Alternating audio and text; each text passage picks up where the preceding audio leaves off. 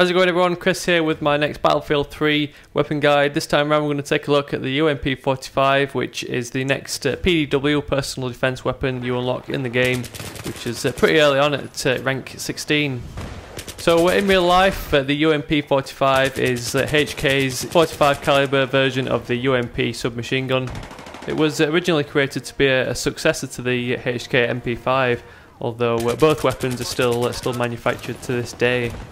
So first up, let's take a look at some general stats of the UMP45 in Battlefield 3. So first up, the damage figures are pretty high for the PDW weapons. One of the main outstanding features of the UMP45 over the other PDW weapons is it retains its quite high damage at long range, needing just 8 shots to kill at the longest range figure, as opposed to 10 shots to kill like many of the other PDW weapons. Recoil of the UMP45 is pretty moderate, although there is 3 fire mode settings: fully automatic, burst mode and semi-automatic, so you can definitely keep that recoil under control with those semi-automatic or burst fire modes. In the PDW category we've got weapons like the P90, which has a huge magazine size, which makes the 26 rounds or 25 rounds plus 1 in the chamber capacity of the UMP45 look pretty moderate. But 25 rounds, just shy of the usual 30 round magazine size you get in the assault rifles, so no major disadvantages there. And finally, rate of fire is 600 rounds per minute, which is again pretty moderate, but it definitely gets the job done and it really helps tame that recoil. Although the weapon's still got quite a moderate recoil, any higher fire rate would probably mean you'll be shooting towards the sky with the UMP45. So being a submachine gun and a PDW or personal defense weapon, the UMP45 is definitely more a run and gun style weapon. I tend to get best results with this weapon in plain old team deathmatch modes, where there's lots of run and gun action, and it's all about spraying down bad guys when you run into anyone in a one-on-one situation. I found that quite pronounced recoil and the lower damage figures in comparison to the assault rifles meant it didn't work out too well when playing objective modes like Rush or Conquest.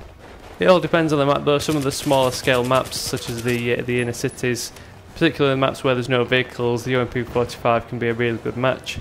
Being a PDW weapon means you can use this weapon in any kit, whether it's the assault kit, the recon kit, support kit or engineer kit, which makes it really handy for leveling up those kits to unlock the later weapons. A good example would be the recon kit to unlock those later sniper rifles. And if you're not much of a sniper, or if you don't get on with the earlier unlocked sniper rifles, you can use the UMP45 to level up this class to unlock those nice weapons later on. Obviously you can get a lot more kills with a UMP45 running and gunning than you can with a sniper rifle sat in the corner of the map somewhere.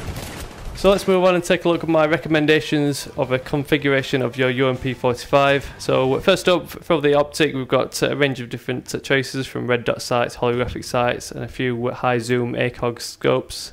Being a pretty close quarters weapon, you don't really need those high zoom scopes, so my preference goes with either the holographic sight or the red dot sight.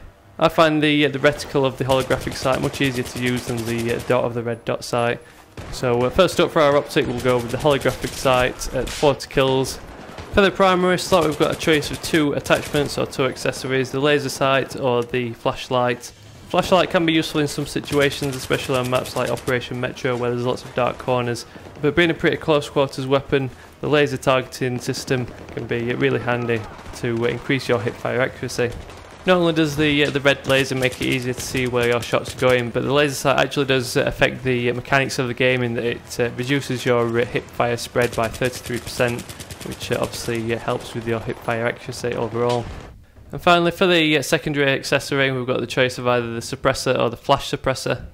Both accessories basically do the same thing in that they hide the muzzle flash of the weapon to make it easier to track and target your enemies. But the main disadvantage of the flash suppressor, other than it takes 60 kills to actually acquire the thing, is it makes your maximum hipfire spread 50% higher, which if you consider the advantage we've just gained from equipping the laser sight, we don't really want to use the flash suppressor to cancel this out.